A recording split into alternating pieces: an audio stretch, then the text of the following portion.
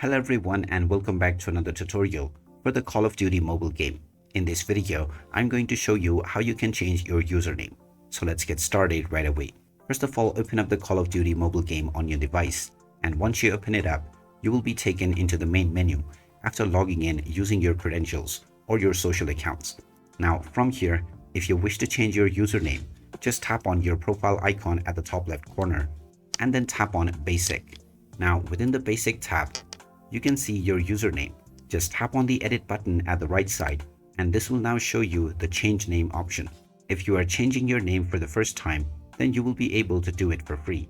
Otherwise, you will need to use a rename card. Just enter your desired username that you want to set into and then tap on the OK button. After this, you can tap on the change button and your username will be changed right away. It is also important to note that once you have updated your username, you will not be able to change it again for another 7 days. So make sure that you choose your name carefully. And now your changed username will be updated within your profile right away.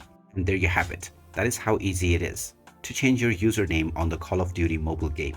If you find this video helpful, don't forget to hit that like button and subscribe to our channel for more useful tips and tutorials.